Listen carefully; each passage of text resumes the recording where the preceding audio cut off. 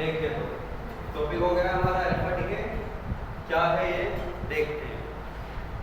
Just imagine we have a unstable nucleus X, its atomic number Z and atomic mass is A। ठीक है, होगा क्या इससे, एक हीलियम न्यूक्लियस एमिट हो जाएगा, हीलियम न्यूक्लियस एमिट हो जाएगा। और एमिट होने के बाद अगर हम इसको बैलेंस करके देखते हैं तो जो नया एलिमेंट या नया न्यूक्लियस हमें मिलेगा उसका एटॉमिक नंबर 2 कम होना चाहिए। एग्री और नोट। तो जैसे ही एटॉमिक नंबर 2 कम होगा मतलब इसके इक्वल नहीं होगा तो एलिमेंट चेंज हो जाएगा, वही रहेगा, चेंज हो जाएगा। तो हमने लिख दिया यहाँ पर y और यहाँ पर लिख दिया a-4। सही, बोलो क्लियर है क्या। और साथ में कुछ एनर्जी भी रिलीज होती है, ठीक है, जिसको बोलते हैं डिसइंटीग्रेशन एनर्जी। तो ये जो तुम्हारे सामने प्रोसेस है इसी को बोलते हैं हम अल्फा डीके। तो अल्फा डीके क्या है, a process of decay in which an unstable nuclei disintegrate in a new nuclei by emitting a helium nucleus। ये क्या है, अल्फा पार्टिकल क्या होता है, हीलियम न्यूक्लियस होता है।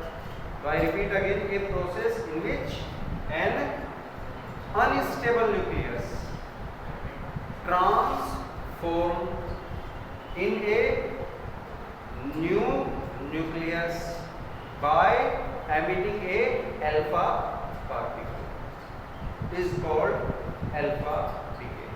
पिक्चर क्लियर है क्या। तो डेफिनेशन क्या बनी, a process in which देख लो पहले an unstable, a process in which an unstable nuclei या न्यूक्लियस, इसको बाद में लिखूंगा मैं, nucleus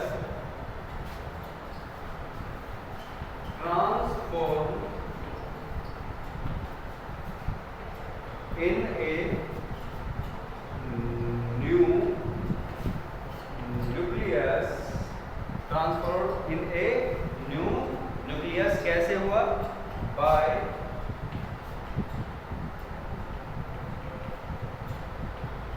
emitting an alpha particle, by emitting an alpha particle.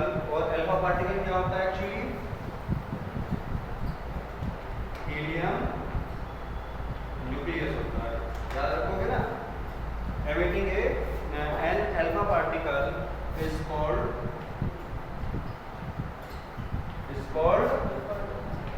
alpha decay। Picture समझ में आ गई। नेक्स्ट देखो अब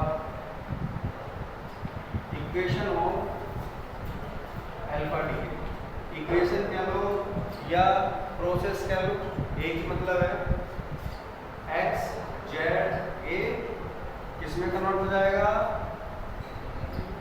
एक हीलियम न्यूक्ली ट्रांसमिट होगा यहाँ से, हो गया, और साथ में नया न्यूक्लियस मिलेगा Z-2 A-4। ठीक है, अब वेयर Z को क्या बोला, X को क्या, देखो डिसइंटीग्रेशन किसका हुआ है, X का, मतलब इन दोनों में बड़ा कौन है। एक तरीके से अगर मैं तुमसे कहूं इसने किससे जन्म लिया, इससे जन्म लिया ना, तो X को बोलोगे तुम पेरेंट न्यूक्लियस।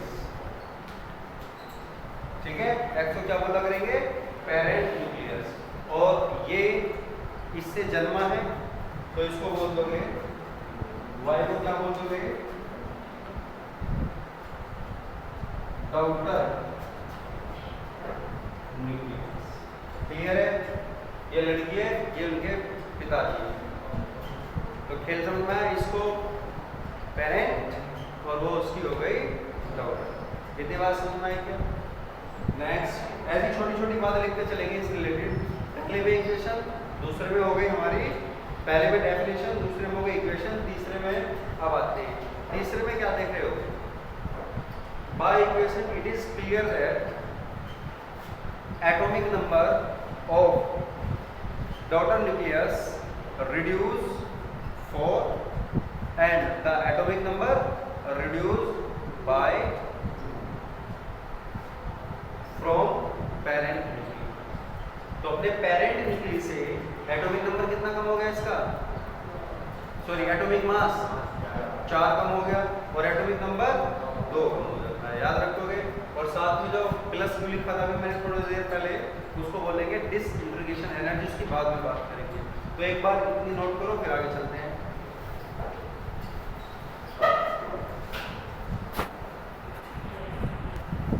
तो नेक्स्ट क्या देख रहे हो? In alpha decay atomic number of daughter nucleus, जिसको हम वाई बोल रहे हैं, इज रिड्यूस। एटॉमिक नंबर, ये क्या लिखा है? नंबर लिखा है क्या? तो नीचे सही है, एटॉमिक मास है 4 आएगा। तो एटॉमिक नंबर कितना रिड्यूस हो गया? By 2 and atomic mass by 4। Clear? From its parent nucleus, जिसको हम क्या बोल रहे हैं? X। डन हो गया इसके बाद।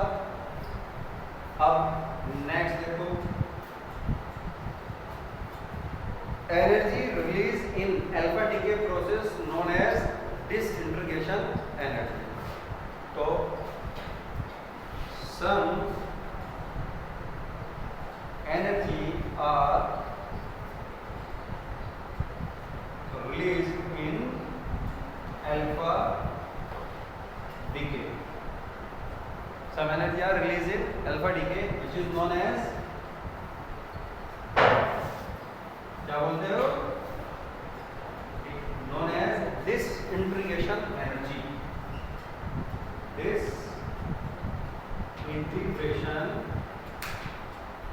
disintegration energy। याद रखोगे डिसइंटीग्रेशन एनर्जी, और इसको किससे रिप्रेजेंट करेंगे हम? Q से। क्लियर? अब Q का कुछ फॉर्मूला भी होना चाहिए।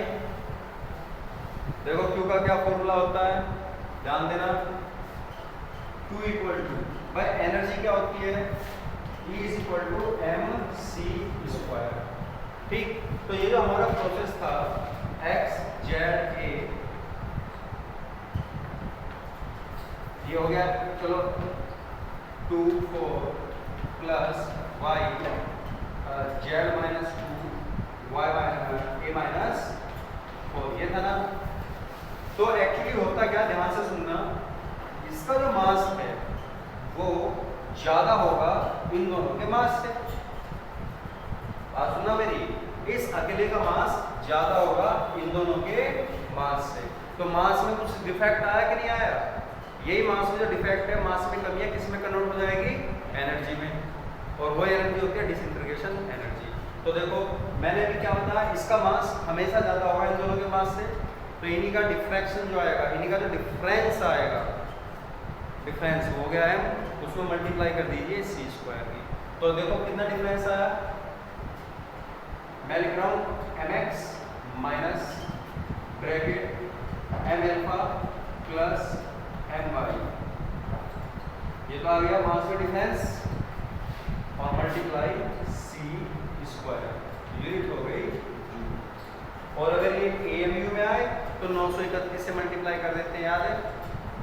बाइंडिंग एनर्जी पर न्यूक्लियन में पढ़ा था हमने, binding energy per nucleon, mass defect, Saini सोना नहीं है बेटा, लास्ट ईयर का आप सोए थे। तो ये किसका फॉर्मूला हो गया? डिसइंटीग्रेशन एनर्जी का। और कौन क्या है यहाँ पर? mx क्या है? mx बोलो,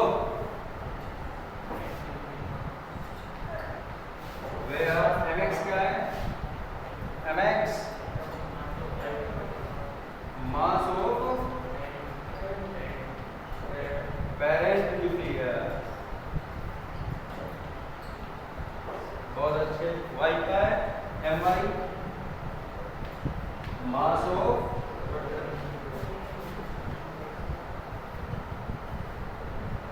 आउटर न्यूक्लियस और क्या बचा एम अल्फा। एम अल्फा क्या है? Mass of alpha particle. ठीक है, मास ऑफ अल्फा पार्टिकल। कितनी बात समझ में आई क्या?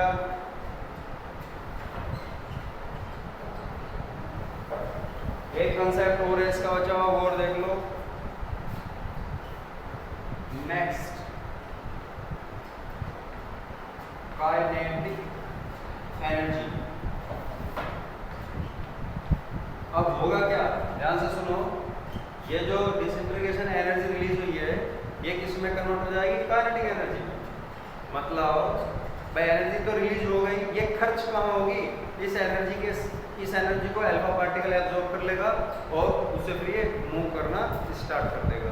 तो अब यह अल्फा पार्टिकल निकल के बड़ी तेजी के साथ भागने वाला है, तो उसकी कुछ ना कुछ काइनेटिक एनर्जी भी होनी चाहिए। तो उसका फॉर्मूला क्या है? Kinetic energy of alpha particle, kinetic energy of alpha particle in alpha decay. तो वो कितनी होगी? ध्यान दो, K alpha is equal to A minus 4 upon A. कोई दिक्कत? ये तो हो गया एटॉमिक मास, 4 नंबर है, मल्टीप्लाई एनर्जी ऊपर से आएगी तुम्हारे पास, ये हो गया काइनेटिक एनर्जी का फॉर्मूला। Picture clear? बोलो नॉट इट।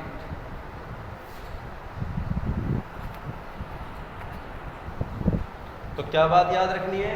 अल्फा डीके सिर्फ उन्हीं एलिमेंट, उन्हीं न्यूक्लियस में होगा जिनका एटॉमिक मास 210 से ज़्यादा हो। क्लियर? जिस न्यूक्लियस का एटॉमिक मास 210 से कम है वहाँ पर अल्फा डीके नहीं हो। ठीक है, तो लिख लो alpha decay are possible, alpha decay are possible, alpha decay are possible only those nucleus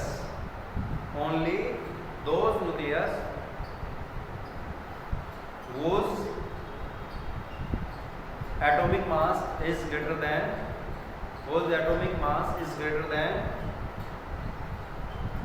210. Okay, and full and final इसका एक एग्जाम्पल और लिख लो। एग्जाम्पल लिखो, पहले ही बताया था तुम्हें। एग्जाम्पल में क्या लिख लोगे? एक, कम से कम एक तो लिखो। एग्जाम्पल में लिखो यूरेनियम 238 92, इससे अल्फा डीके हुआ, एक हीलियम न्यूक्लियस एमिट होता है, हो गया। अब ये क्या है? 92। पेरेंट न्यूक्ली का एटॉमिक नंबर कितना होता है? Z-2, और Z कितना है? 92। तो कितना हो गया? 90 और 90 होता है थोरियम का, और एटॉमिक नंबर कितना कम होगा? 4। तो ये हो गया 230। ये हो गया तुम्हारा एक एग्जाम। पिक्चर क्लियर है क्या? तो ये हुआ हमारा alpha decay. Last time we talking about beta negative decay and beta plus decay. It means हम प्रॉपरली बीटा डीके की बात करेंगे, और बीटा डीके वैसे 3 टाइप का होता है, beta minus decay, beta plus decay, and third one is electron capture. तो नेक्स्ट डे हम इन तीनों टॉपिक को पढ़ने की कोशिश करेंगे। Okay, done.